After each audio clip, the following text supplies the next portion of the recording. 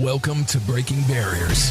You know your path. We know the obstacles, and we can teach you how to tear them down. And now your host, CEO and founder of Adapting Social, John Vigero. All right, guys, welcome back to Breaking Barriers. I'm super excited. Saurabh, I met you, what was it, 2018? When did you open? When did you open Royale? We opened in 2019, but we're 19, okay. Yeah, we were actually setting up before that. Yes. So for people who don't know you, would you consider yourself like a luxury restaurateur?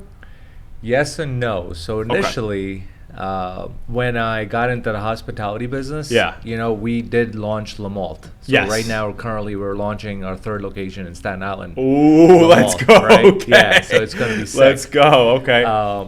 But, just over time, realizing how the hospitality business works, and rather than just going for attracting the classes, I created a business that attracts the masses, and that's Meximoto, which is our authentic Mexican, which is killing it right now. We just opened about 2 months ago. It looks incredible. Yeah. I'm going to be going. It looks amazing. Yeah. But I want to start. So was your first ever was Malt in Colonia? Colonia. Okay. Yeah. What was the inspiration behind that? Because now, and again, for people that are watching in, before we actually even answer that, really quickly, give a high level. Who is Saurabh? So if they're like, who the hell is this guy? Give us a little bit about you. Oh man, I think you're gonna need a whole day over here. So pretty much my background in a nutshell. My family migrated here in the early 90s. Okay. My mom was a doctor. My dad was kind of like left everything back in India and came here. Started with a gas station with a partner. The partner just laughed. He couldn't deal with it. So my dad was running a gas station in Florida. Wow. Where in Florida? In Daytona Beach. Okay. Yeah, I wish I could be there right now with all the weather. So my mom was a doctor. She got residency in Jersey. Okay. So my dad sold a gas station, came to Jersey, picked up the entire family, and just, he's like, listen, what do we do? And he saw an ad, classified ad back in the day, and he circled it for a liquor store. Stop it. So in 1995, he bought a small liquor store in South Orange, New Jersey.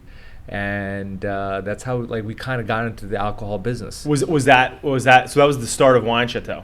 That was the start of a liquor store business. So we didn't have Wine Chateau back then. Got it.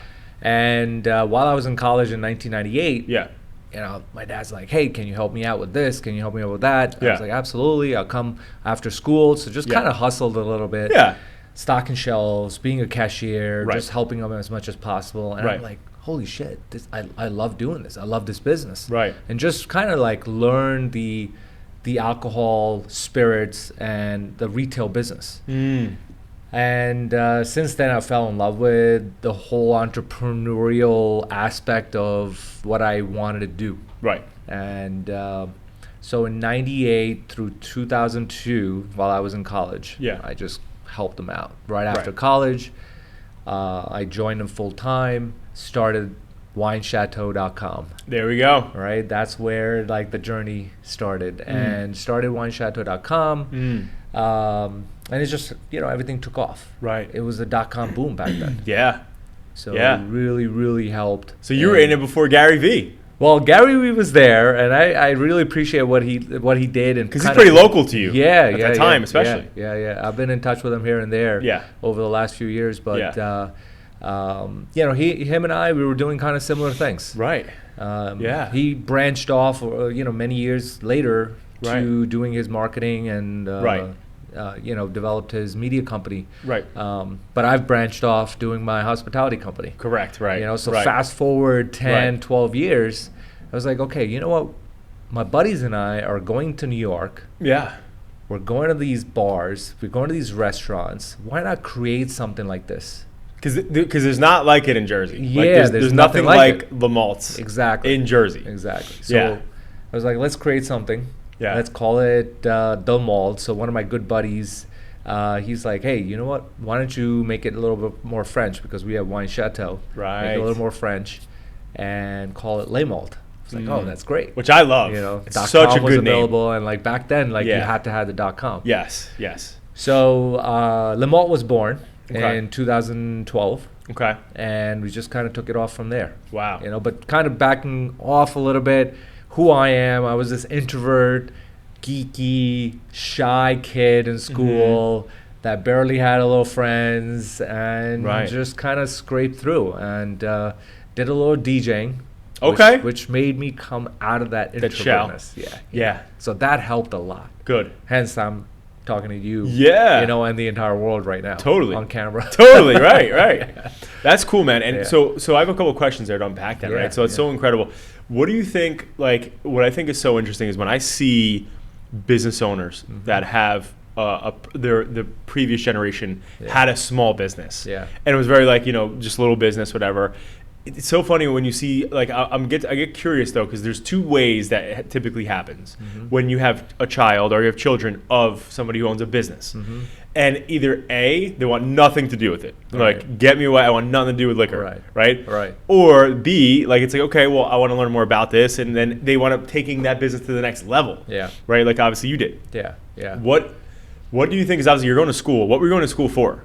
So I was going to school for computer science. Okay. All right. And back then, a lot of the jobs, I don't know if you remember back in 2000, a lot of the jobs were going overseas for you know, engineering, computer science, all, you know, everything was going to like India and other countries. It was. So I'm like, holy shit, you know, like, where's the future? So I like to kind of look at, you know, 5 years, 10 years ahead, where I'm going to be. Yeah. So I'm like, okay, the jobs are going overseas. I don't want to be stuck in a 9-to-5 job, and you know, have those golden handcuffs, you know, 5-10 years later, and just kind of stuck there. Right. So I said, you know what, business is where I want to be, and helping my dad for those 4 years, that kind of showed me the path to say, this is what your calling is, and take it to the next level with the internet, with expanding the physical stores, and then, of course, you know, everything will fall in place over time. You're going to make mistakes. Yeah. But those mistakes are necessary. Yeah. You know, to learn and kind of build on those. Yeah, you need them. Have to have and them. And they stink in the moment. Yeah. You know, it's like when you're going through it, it's like, what? Yeah, you know, but when you look back, you're like, thank God that happened because it got better for it. Now, I want to ask you, so what has been the most valuable advice your father's ever given you? You can think about. Well, I'm sure it's been a ton because you worked with him. It's a lot of valuable advice. You know, it's been a lot over the years. Until now, he's 76. I mean, God, he's sharp like a pencil, and he just, even till this day, you know, he just tells me like certain things, how I need to do it and how, and making sure I'm on top of things, and looking at the financials, and you know, just sitting down with the accountants and the whole team. One thing he really told me when I was young, and this was actually maybe even before I joined him, and I'm trying to remember exactly the story he told me. You paraphrase. Right? So just, it's like, don't get into the rut of you know, buying things or expanding too fast. It's like the guy that wanted to purchase an elephant, right? Yeah. And he said, okay, you know what? It's a stretch for me, and I'm gonna do it anyways. So, but there's another guy that is like, you know what? I'm gonna wait, and I'm gonna build the businesses. And put everything back in their businesses. Now he has an entire farm of elephants. So this was like many years ago. Maybe 30 years back. You know, he told me this. And that kind of stuck with me. So really invest back into the business. More than anything, that's your priority. You know, at the end of the day. That he even told me that you got to make your business a priority over your family. And you know, I apologize to my wife and kids. They know that business for me is a priority. You know, family's next, friends are next, like partying, like that doesn't even exist for me. So like, far back. Like I love my friends, but we were just talking about how we often don't do that stuff. So exactly. That's a good, it's a good point. And you know, one thing that I've noticed, you know, a lot of, you know, and I think it's such an advantage, but you know, I have a lot of friends in the Indian culture, and most of their parents are so strict, and they're also like so they're so, I would say, wise. Lots of wisdom. Lots of wisdom, right? And the one thing that I wish that most other cultures had too, right? Like I didn't get it growing up, right? Was like that strict, like, you know, you're gonna go be a doctor, or you're gonna go be whatever, you know, or you're gonna, you know, whatever else. But you have that person that's there for you to keep you accountable and want you to see bigger things than just like kind of like existing.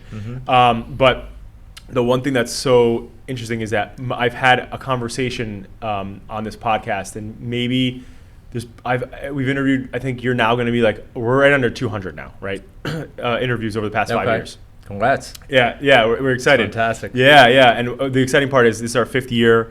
We're in the top 5% business podcast category. Very nice. Yeah, so we've been growing tremendously. But the one thing that it's really cool you said, though, is that I've only had maybe 3 to 4 people that I can think about off the top of my head that have said business comes first before anything, right? Absolutely. And I heard this saying somewhere, I can't remember where, but it said, you know, it was a mother saying this to her kids, but she goes, when business calls, you know your father always answers. And it just reminded me of that. But you know, one of the things that I think about, so I want to ask you this, what does success to Saurabh look like, right? So like paint me a picture. Like, so like if you're at the peak of your mountain, right? Yeah. Like, and you're like, okay, I've achieved what I wanted to achieve. What does that look like? So I think, you know, I've felt that every step of the way. Like every time I open a business and a new location, I've always felt that. Like, okay, you know what? I'm satisfied. I'm content. But at the end of the day, after like a week, I'm like, you know what? Next? I want more. Yeah. And it's not about the money at all. Yeah. You know, like my family and I, we live very comfortably. We have everything we need. Yep. We've never been into that thing of like, hey, I want this, I want that. My kids are very grounded. Like my wife, like really it's important. Ingrains the culture and value of things. Yeah. So I'm really happy about that my kids, even my 2 daughters, they're just like, you know, they're happy with the smallest things. Good. But it's really leaving a legacy behind. Hopefully that's 10, 20, 30 years later to my kids. Right. And to say, okay, you know, my dad did this. Right. And for them to be able to do the same thing. Right. And really showing them the path that, you know what, things are not going to be easy. Yeah. You're going to have to interview with dad and his team once you graduate college. Yep. If you want to join the business. Yeah. Like my older one is actually going to Marlboro Business School.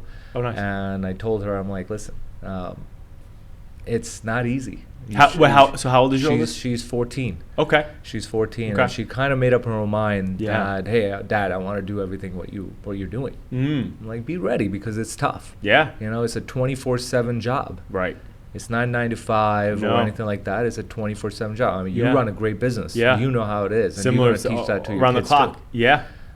So it's the legacy that I feel like, you know, that would be my ultimate success. Down the line. Now on that topic, so me being a new father, right? You have 14 years experience, right? Yep. Now I've been racking my brain around, you know, I grew up in a household where I have no entrepreneurs in my family, right?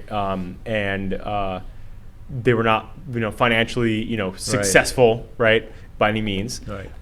And so I'm the first person in my family, you know, to be the entrepreneur and to make opportunities and stuff like that. And the hunger that I have, right, was from not having those things, right? And most of the people that I've ever interviewed that have, you know, there are a select few, like you're like a unicorn in some senses because you did have somebody who had a business, but you were also able to create your own success, not just piggyback and leverage. Right. You use your own. Now, my question to you though is, how do you plan? Like, or maybe you already have. Knowing you probably already have this in your head already. But how do you set your kids up for success? Because they say, right, and I'm going to botch this, but they say that strong men, right, are weak men create hard times, and hard times create strong men. Yep. And then strong men create easy times. Yes. And easy times create weak men. Yeah. Right. So what we're doing, right, we're creating a generation or a place for our kids where they're not going to have to be like, I can't go do this, or I can't go to the best school, or I can't whatever, right? They don't have that same level of, I don't get that, or let's call it desperation, right? That I had growing up, or some people. How do you plan for your kids so that your daughter, you know, grows up to be a badass, right? Financially, with a good head on her shoulders, and knows how to operate financially, build a business or whatever, if that's what she wants, of course. Seems like she does. But how do you raise your kids to think the way that you think, is I guess what I'm saying. Because it's tough when they see the things that they see, and you grew up, and I grew up for a portion of mine, right, where we didn't have social media. Right. So you couldn't go online when you were in high school or whatever and see your kids driving a new BMW. This guy's driving this, or this guy lives in a mansion, or he's on a boat every summer. Right. It was only when you heard it. Yeah. But now your kids and my kids, their second nature is they're seeing everything. So how do you plan to do that? So first, you got to say no. Right. That's the biggest word that they got to hear. Right. And you got to balance that out. Luckily, my wife has been one that has really taken over the reins of kind of raising them over the last few years. Yeah. And she's good at balancing as to what they need and what they want. Right. And it really comes down to making sure that your kids don't see your bank balance. Not that my bank balance is big, but at the end of the day, they can't be surrounded by luxury all the time. Right. They need to be able to work for what they want. Yes. And it takes years. I mean, when they're young, they're just too young, right? And it's you don't want to kind of put in all this information into their head when they're 2, 3, 4 years old. Right. They're not going to understand much. Right. But later on in life, this was actually, I would say, in 2016, 17, my daughter was probably 8 years old, my older one. Yeah. We started a charity for them called Smiles for Tots. Yeah. This is something that they've been doing over years and years, and they just collect food, clothing, all canned food, all brand new clothing to give to children in need every year. Right. So that kind of set a little bit of a base for them to say, okay, you know what, this is something we're responsible for. This is something we run. Yeah. They felt a sense of responsibility at an early age. Right. That's so really hopefully, cool. Yeah, and hopefully they take it to a next level, when they grow up. Right. And it's something to give back. They need to learn that too. Yeah. It's not about just take. They need to. Right. They need to give back. What can you give back? Yeah. I think that's such a great lesson for the charity component, because at the end of the day, when you grow up thinking of that way already, it's ingrained in you. Yeah. You're so impressionable at that age. But I think you hit the nail on the head. From my philosophy, I guess, based on what my hypothesis, right? Because I don't know for sure, is that at the end of the day, you create, because at the end of the day, as your kids get older and older, right, or anybody, not even you, but as kids get older, right, it's like they see things, like I said earlier, and then it's like, well, Dad, I want to get a new car, right, and it's like, no, and then it's like, well, you have nice ones, why can't I? And then you explain it to them, but they still don't like that. Right. And then next thing you know, they're resenting you, right? And I have a couple different clients and friends that are in that scenarios right now. Yeah. And the tough part, it's so tough, is when you look back in retrospect, right? Because as kids all get older, like me, for instance, I had a lot of resentment towards my father growing up, because he had, alcohol and other issues. And so I had to step up early, and he had a lot of things that he did that hurt our family because of it. And it wasn't until I got older that I realized that, listen, this is a person, right? He has his own demons, and also if he wasn't who he was at that moment, I wouldn't be who I am right now. Yeah, because I started adapting social because of his inadequacies. I had to, right? So bottom line is when you get older, you're like, all right, now I get it. Dad didn't want me to get the car because I had to work for it. Now I get it. Now I get it. But you, as a parent, right, you're taking punches. Yeah. You got to go through it, right? You just got to go through it. But talk to me. So it's not easy to have one successful restaurant, right? Yeah. So now obviously this is your third. So we have 2 Le Malts. Yeah. A third one on the way in Staten Island, New York. Okay. And so that's construction, it's happening. Yeah, it's we're actually due to open in 2 weeks, in mid-January. Oh my goodness! So this is now. Yeah. All right. So we got 4 then. Yeah. Wow. Okay. So what's so for somebody listening somewhere in the world here, and they're like, I always wanted to start a restaurant, whatever. Yeah. What advice would you give yourself if you were to go back to day one, opening Le Malt in Colonia? What advice would you give yourself knowing what you know now? Oh boy, I think consistency.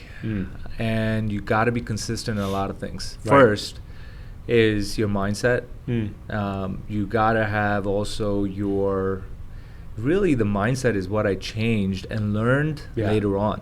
And this really happened 2 years back, year and a half to 2 years ago. Right. What I needed to do was that I felt I was stuck in a level that I just couldn't break through. You plateaued. Yeah, I plateaued in the restaurant side of things. I plateaued on the retail side of things. Yeah. There's like different regulations on the retail. The different rules keep changing. So with the ever-changing marketplace, I was like, I need to do something bigger. Yeah. So I actually read this book. It's called Shut Up and Listen by Tillman Fertitta. Okay. So he's the founder and CEO of Landry's Inc. He owns a bunch of stuff, a lot of restaurants, and Houston Rockets. So it's a pretty good book. That guy's a beast. Yeah. Okay. Yeah. Great hospitality mind. Yeah. So in there he said that you want to build a big business, you have to build it for the masses, right? Not just the classes. So I said, okay, let me come up with a strategy to build a concept that pertains to the masses, not just exclusive members clubs or exclusive whiskey lounges and restaurants. Right. Let me create a concept, and hence Maximoto was born. Yeah. Which great name though, by the way. Thank you. It's so catchy. Thank you. Yeah. I like it. We partnered up with Celano Design Studio out of New York. Cool. And they helped us with the branding and the name, and IBO Construction, Eddie Mattioli, he did the construction for us. Nice. But I think what was a turning point for me was it's getting my body, my mind, and my entire thinking of how I was approaching life to an optimal level. And that required completely going to the extreme. Right? There's like, I read a ton of books over the last 2-3 years that really also taught me a lot. Right. And there was another book that I read, Unreasonable Hospitality by Will Guidara. And the book was all about how he got 3 Michelin stars for 11 Madison Park, and what he did to get 4 stars by the New York Times, and just kind of he brought the unreasonable ideas to his restaurant. Right. But for me, when I was reading that, it was not just I wanted to apply it to the restaurant. I wanted to apply it to life. How can I be unreasonable to life? Right.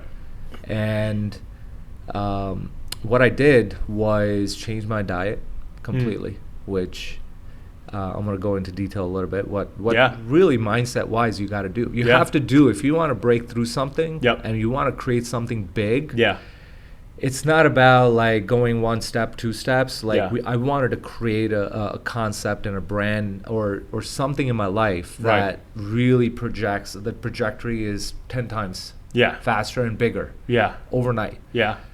And from the diet perspective, I completely gave up salt, sugar. Sugar's so bad. Sugar completely. I started to sleep better. Were you previously not sleeping well? You know what? It was okay, but I started sleeping a little earlier. Okay. And just from the stronger mindset, I wasn't thinking about what I went through during the day, because in a business for so many locations, you're getting punched left and right, all day long. Yeah. And you wake up and you're like, okay, what am I going to face today? But now it's from a stronger mindset. You're like, you know what? I got this. I got a great team behind me.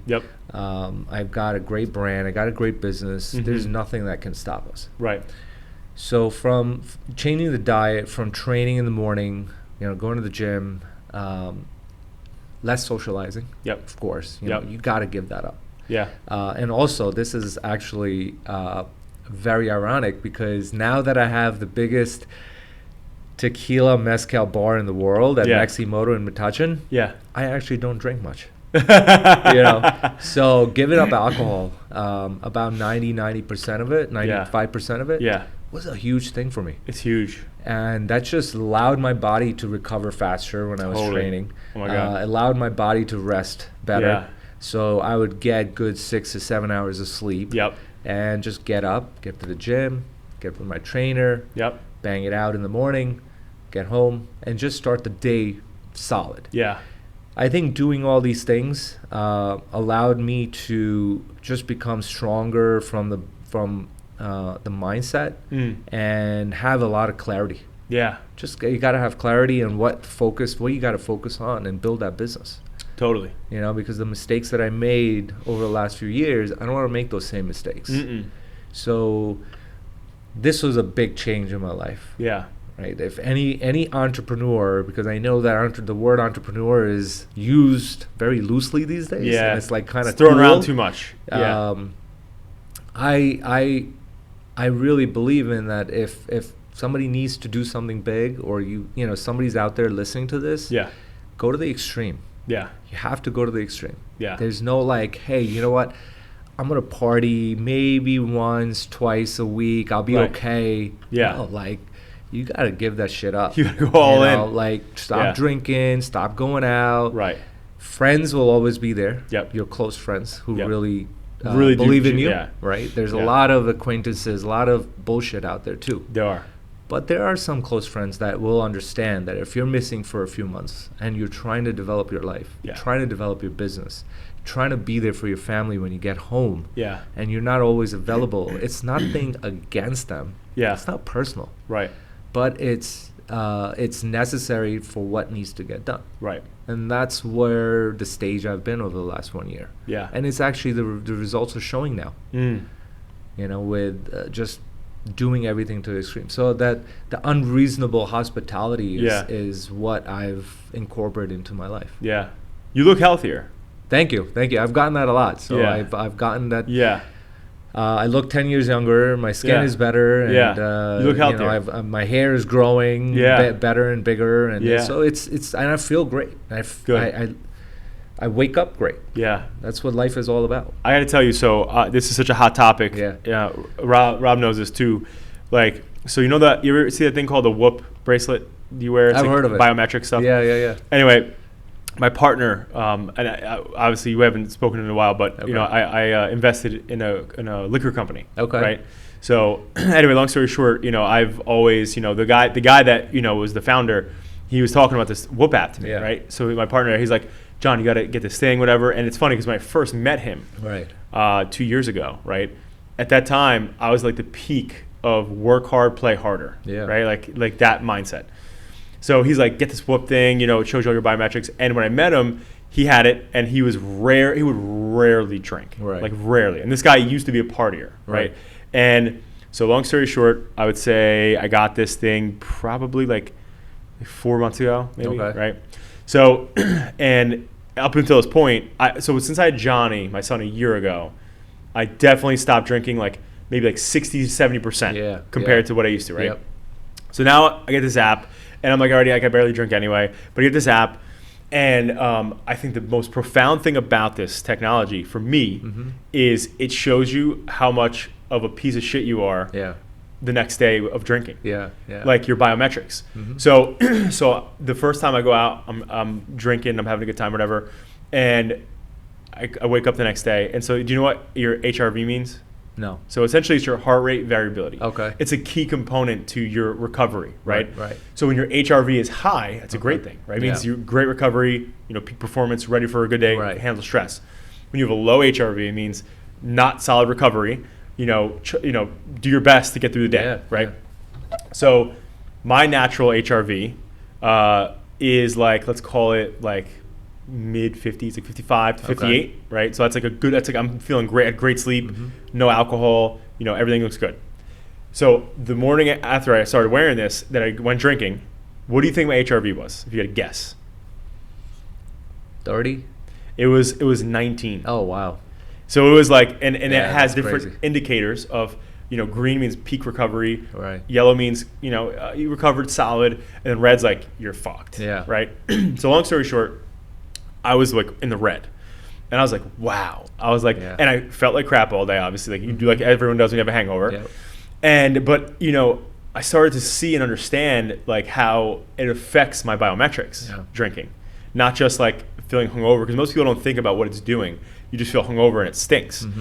So then I started to look more into it, and I said, it said, funny enough, tequila bar. So it says that blue agave, right, and blanco tequila is the best for you, right? You shouldn't drink anything, but if you're going to drink, blue agave, so it processes the slowest.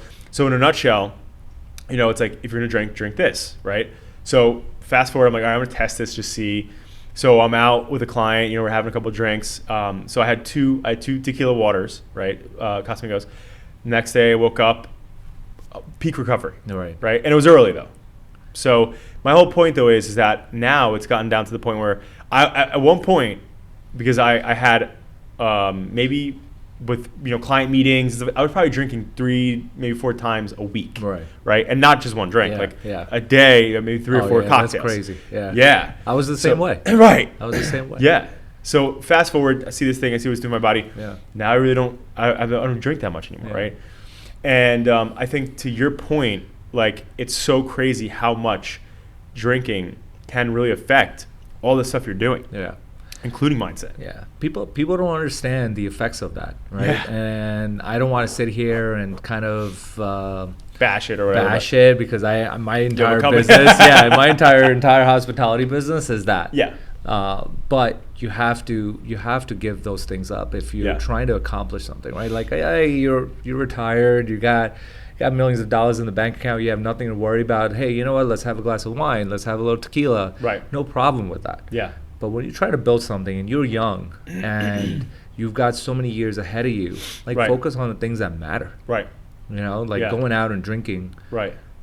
It's not going to do anything. You're going to have a little bit of that high for an hour or two, but when you go to bed, you're going to feel like shit. When you wake up, you're going to feel like shit. You're not going to have a great start to the day. Right. The other problem is social peer pressure. Yeah. It is, and that's another issue. Like, I love my friends. Yeah. But I stand by what I believe. Yeah. If I go to a party, I'm getting a club soda. I'm gonna hang out. Yep. And you kind of over time train your mind that you don't need the drink. Right. And it was funny. We after almost a year, my wife and I and the kids went to a vacation. We went to DR a couple weeks ago. Yeah. And we're like, all right, you know what? Let's grab a beer. Or let's grab a glass of wine. Yeah. After that, literally one beer. Yeah. And she had a glass of wine. We're like, I don't think we're gonna drink for the rest of it, because we didn't feel it. Like, we didn't feel like getting another one. Right. It was crazy. What's the point? Yeah. It's not like we're just drinking just to get buzzed. Right. True. Right. So I still get a little slack from a couple of my friends that, hey, you've become boring, you've become this, but hey, you know what? I'll take that over feeling like shit the next morning. Totally. So I'm not embarrassed about that. Yeah. No. It's a good thing. And it's funny, actually, you said that, because I was at, we have like a men's mastermind group of just like local guys around here that are like all in business and stuff. And we went to lunch yesterday. And it was a later lunch, probably like 3 o'clock. Mm-hmm. And I got there early with another guy, and and I was like, you know what, screw it, I'm just gonna have a freaking Casamigos water. Yeah. I'm just gonna have one at lunch. And we got there, and then he had one too, and then the other 2 guys were on your boat. Yeah. They're like dialed in right now. Like, they're like, no, I'm not drinking. Yeah. And the one guy that was there with us, he was tempted to do it because we all were. He was like, he's like, you know what, like, what are you guys doing? And because the one other guy didn't, he's like, no, I'm not going to drink. He's like, all right, I'm with you. I'm not going to drink then. But you're right. Peer pressure is a big deal with it. Peer pressure is a big deal. Yeah. So, where do you see, I guess, let's call it so is there like a portfolio brand now, since you have 2 different genres of businesses? Or style restaurants? Yeah. So right now our umbrella business is Malt Hospitality Group. Okay. And that's where we're growing different concepts and brands within that, under that umbrella. Got it. So where do you see that going in the next 5-10 years? So we're aggressively growing our locations. Yeah. Right. So right now, we have signed up, and our construction is beginning in about 2 months in Jersey City for Maximoto. Okay. So we've got 10,000 square foot location, right in prime location. Good. So right now the train has just started to move really fast. Yeah. A lot of the developers out there are starting to notice our brand and who we are. Yeah. Because with the 2 first Le Malts, it's you're just kind of wetting your feet. Yeah. And with the Maximoto coming on board, with Le Malt in Staten Island, New York coming on board. Yeah. Now we're starting to get a lot of offers coming to our desk automatically, right? Right. So our broker that we partnered up with, he's also getting a lot of requests. Like, hey, can put we get here. Maximoto? Can we get Le Malt here? Yeah. We're doing a whole business development, putting a lot of funds into this project, and we would love to have this brand there. So it's just kind of picking and choosing where we want to be. And in about 5 to 10 years, this is going to be a global brand for sure. You want to put it outside the States too? Absolutely. Yeah. There's a lot of opportunity. You're looking at Dubai. You're looking at I feel like I can see that crushing it. Yeah, exactly. That speaks Dubai. Yeah, I mean, right now we're in talks with somebody in Dubai. Nice. For a Le Malt, the private club. I was going to say that You feels have like demographics. That's what I mean. It's like Why Dubai's not? the perfect demographic. And when we looked into it, there's like only 1 or 2 private social clubs there. Yeah. Why not bring the whole brand there? Yeah. Disruptor. So we're looking at multiple location approach in the next even couple years. Yeah. So hopefully that's really exciting. Yeah. That's really exciting. Thank you. Now, as we get close to the end here, I have 2 questions that I like to ask. One is a little bit harder. One's like a little mild, call it a little spicy to it, but not as spicy as the hard one. Yeah. Which one do you want first? Let's go mild to spicy, so I don't blow my palate. Okay. So now, over the years, has there been any sort of let's whether it's a Saurabh original or a family member or something you heard, has there been any quote or adage that you've heard that pertains to resilience when you're going through a tough time that really resonates with you? Not specifically a quote, but great question, by the way. Yeah. I think not specifically a quote, but there's no one's coming to save you. You're yourself. You're swimming with the sharks. Yeah. And if you gotta crawl through shit. You gotta eat shit, and you gotta smell shit. Right. And if you're willing to do that, you have to train yourself to get through that. Yeah. And the resiliency only comes with that your back is against the wall, and the only way is forward. Yeah. And you have to find a way. Right. Rather it be financially and how are you going to fund this project, rather it be running your household or whatever it is. Yeah. And you got to figure out a solution for it. Right. Nobody's going to do it for you. Right. You have a great team around you. Right. That I trust, but they're relying on me to lead them in the right direction. Yeah. So that's really the aspect of what I've taught myself is that I have to get out of the weeds. I have to crawl through the shit. Let me get it done. There's no way out, right? Yeah. That's really what makes you a man. Yeah. Right. And it's going through the shit. Yeah. So it's you need it. Yeah. To get to the place that you want to be and to the person who you want to become. Right. And it's like I said earlier, it's tough to see that in the moment. Right. But it's so required. Yeah. I really like that. Has there been in business, has there been a time for you that you felt like you were near a breaking point? Oh. And what did you do to get yourself through it? I think my wife probably knows all those times that she's lost count. Yeah. When you're going through a growth phase the way we are, and we've always have been, growing pains. And we've built, my dad and I have built everything that we have from scratch. Yeah. And its breaking points are almost every day. Yeah. And you come to a realization that, okay, you know what? It was a tough day. Right. We took it on the chin. But you know what? Tomorrow we have a plan. Before we go to bed, let's figure out, write it down. Half the battle is just writing it down. Yeah. Getting out of your head. Yeah. And trying to figure out a solution the next day. Yeah. So we've I've kind of mastered that, and I know that things are going to happen every day. There's going to be something's going to happen at any of the businesses. We don't have lawyers, on the team working for us full time. Right. We don't have accountants on the team working for us full time. We don't have XYZ. Like, we're building that over time. Correct. And it takes time to build that. It does, unless you get some crazy funding and from a PE or hedge fund or whatever it is, and you don't have those funds, right? So the breaking point is really having enough cash flow to make sure that everything you're investing in, every location you're investing in, is cash flow is enough. Right. And when you go over budget, like for example this Maximoto that we built, right, and the Malt we're building at the same time. Yeah. Each of them cost us $4 million. Wow. But we had budgeted $3 million for each. Right. So now you're like, okay, what's our scenario? How do we navigate through that financial hurdle to make sure that we're well funded constantly? Right. Luckily I have other businesses that can help out. Right.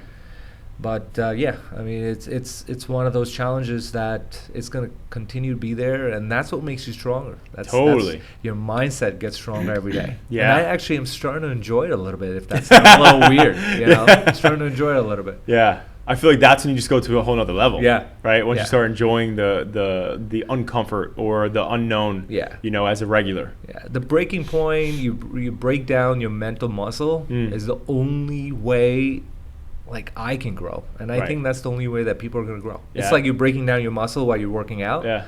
It's going to grow. Yeah. That's the same. That's powerful. Yeah. I'm going to give you one of those there. That was a good one. I love that. I got the hype button. I love that. Now, for the harder one.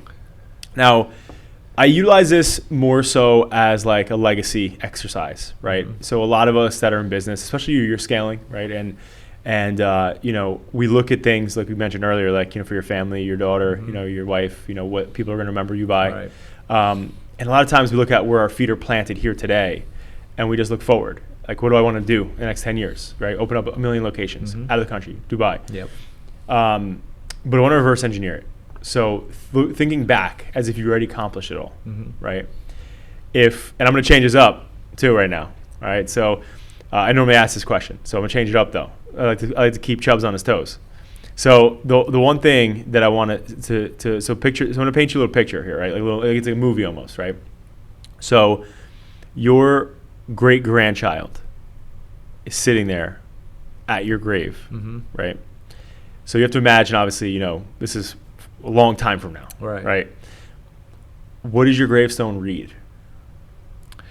Paraphrasing, of course. Paraphrasing. I wouldn't expect you to know everything. And I have a follow-up. I have a second part of this too, but great grandchild. Wow, that's isn't that a little crazy? Yeah, that is a little crazy. Wow, I haven't even thought about my kids being married yet. Yeah, we're going back. Wow, talk about spicy for sure. Yeah. Dreamer. I think it's gonna read just one word. Right. Dreamer. Right. And being an immigrant kid from India. My parents went through so much crap there, and they really came here in the hopes of settling down. Yeah. I always had the dream to do more, do better, to build whatever that was back in the day. And really, you got to have a dream to accomplish the next step. Yeah. I think if you don't have those thoughts, those deep thoughts of what I want to accomplish, and it cannot be chasing money. Right. A lot of influence people will tell you that I'm not trying to be an influencer here, right? I'm just trying to tell you what's worked for me. Yeah. I think if you're chasing money, it's the wrong thing. What I've always wanted to do was create a solution to a problem. Right. And I've told this to my kids too. I'm like, listen, if you're going to make the best pen, create the best pen in the world. Right. Be the #1 pen maker ever. Right. That world has seen. I don't care what you do in life. Yeah. You want to join my business? Great. I would love that. You want to be a fashion designer? Great. You want to be you want to create computer software? Great. Right. But be the best at what you do. Yeah. And that really comes from dreaming up a solution to a problem in this world. And that's what I've done. Yeah. Right? There was a problem that needed to be satisfied, which we created an online business because people couldn't find certain products in their local store. Yeah. So that was kind of a little problem solver there. Right. You couldn't get a high-end casual, I wouldn't say really casual, but a high-end exclusive whiskey wine bar and lounge in Jersey. So I created that. Right. You didn't have a great exclusive private club in Monmouth County or even Jersey. I created that. Right. A great experience for authentic Mexican with a great ambiance in Jersey. We created that. So anything that, from my mindset, that I can solve a problem, is that what I want to do. But that's only comes from me having my dreams. Yeah. That, you know what, I wish there was something like this here in this world. Right. So hopefully when my great-grandchildren do see that, they see that one word. I hope I answered the question properly. You did. So but there's a two-parter. Okay. So it's good. But now in the scene, right, you're let's just say your daughter, right, puts her hand on her child's shoulder and says, you would have loved Grandpa. He was what? What was he like? He was soft and loving. And I think that really comes from a soft heart, and from, I think that's what my wife tells me. And my wife is the same way. I love her to death, and it's the fact that we have such a great relationship. Her and I are very similar. And that's what makes us tick. She's super soft-hearted. She is emotional. She loves people. She loves family. She loves her close friends. She's just connected, right? And maybe that's rubbed off on me. How she is. She made me better over the years. Absolutely. 100%. Like, so much credit goes to her. That she's taught me so much. And I don't tell her this in person. But I'm not a vocal person. Surprisingly, right? I don't know. Like, we're having this amazing conversation. But being loving, soft-hearted, and just compassionate. That's how you should be. I mean, that's what people need. And there's a lot of sadness around this world. A lot of it. And if you can help others and you could be compassionate to others around you, because people are going to be jerks sometimes. You're going to come across people around this world in your life that are just either going to be against you, either going to be jealous of you. Right. But that's okay. That's fine. You take it and you don't react back. Right. And you got to be compassionate, because maybe they're going through shit in their own day and in their own life. You don't know what happened in their business or their household or whatever they went through that day. You know? And if they're coming at you, for any reason, just don't react. Just be compassionate and understand, how people are. It's so beautifully said, because I was reading this book, 7 Principles by Stephen Covey. I don't know if you've heard of it. Yeah, I've heard of it. Yeah. So, but it's a very good book, and I'm sorry, 7 Habits of Highly Effective People, I mean. Okay. But anyway, he talks about what you just said there, but in an instance where he was on the train leaving New York City, got on the train, and it's a Sunday, mind you, and he had to go into work, so he wasn't thrilled about it. So he's leaving work now. And as he's leaving, there's these 2 kids running around the train, right, like causing a ruckus, right? And it looks like the dad's just kind of sitting there, and not doing anything, right? Like letting his kids just go crazy. So in his mind, he says, all right, if this doesn't stop in the next 5 minutes, I'm going to say something. And so sure enough, they come running, I accidentally kick his leg or something, whatever. So he looks at the guy and he says, sir, do you mind, to get your kids in order? They're disrupting the entire train. Right. And he says this moment changed his life forever, with the mindset you just said right there. Right. Because he was frustrated, didn't know this guy, had no idea where he came from, Yep. why he was on the train, but he said, "I'm so sorry." You know, I like he looked like he was out of it. He said, "But I'm so sorry." He goes, "You know, I'm a little out of it." You know, he goes, "And it's the first time they smiled, you know, today because we just left the hospital. Their mom died." Bye. Wow. And now he sat there and sunk in his chair and was like, "You idiot." Yeah. Like, why would you even say that to this guy? Right. You don't know what he went through. Yeah. So what you said, he literally verbatim said. Mm-hmm. He goes, take everybody you know that you meet, even if they're pleasant or not, be as courteous and as polite and whatever, because you don't know what they're going through. Yeah. Right. And it's just like that type of stuff. Like it's important. And I love that you just said that. It's such a great thing. You gotta be nice to everybody. You just don't know who they are and what they're going through. Yeah. You gotta be nice and just be a nice dude. Totally. It doesn't take much. It doesn't. And there's a lot of Instagram posts, YouTube videos, this, that, TikTok. You know, everyone talks about it. Right. A lot of celebrities say it. Yeah. But I think 99% of the people don't act it. Right. And they need to listen to this stuff. Yeah. And I've done it. Yeah. Like I've literally done it and it's worked. I've done all these things that we've talked about over the last few minutes. Yeah. And it works. You know, I wouldn't be sitting here and saying, hey, you should do this, and then I'm going out and drinking, and you should do this, and I'm like not working out 6 days a week. Yeah. Like I'm carrying on with everything I say. Yeah. And it's truly changed the way I think and how my life is now. Yeah. Well, honestly, and it's funny because most of us go through it. Actually, it's not funny, but most of us go through even our own heads. We even know that when we come up with a goal, because we're at the beginning of the year where people come up with goals, health goals, resolutions, whatever. Yeah. And we even, in some instances, I feel like don't even believe ourselves anymore because we're not consistent. You're right. I want to lose all the weight. Never happens. Year over year over year. You know, I'm gonna build my career. Yeah. Never happens. You know. But I'll tell you, like if somebody wants to get to that stage, they gotta not do it overnight. Right. And they're gonna fail. Right. It's like, hey, I have a New Year's resolution. All the money, you know, the gym owners are raking in all their They're money, all their it. profit They is in keep it coming. January, right? And it's gotta be a lifestyle. Yeah. And that lifestyle really starts with one step at a time. Like try not to do everything together. Right.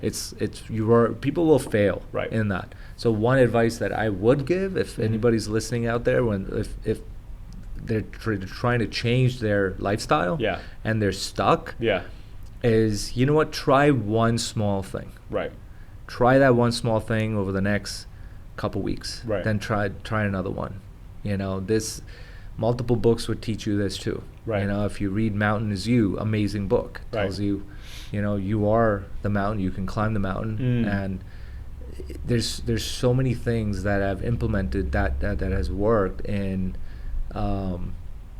lifestyle of you know, like I mentioned earlier, working out, lifestyle of diet. Right. First 2 weeks, 1 week, 2 weeks of eating diet food, and I should not say diet food. I would say nutritional intake. Right. I hate to use the word diet. Right.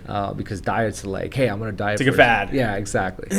Nutritional intake. Yeah. And initially it was very tough. Yeah. So my trainer Jesse, who's I've been with for the last 6 to 7 months. Yeah. I mean, totally changed my entire body. You know, inside out. Right. And how I feel, and he's actually gotten me into this.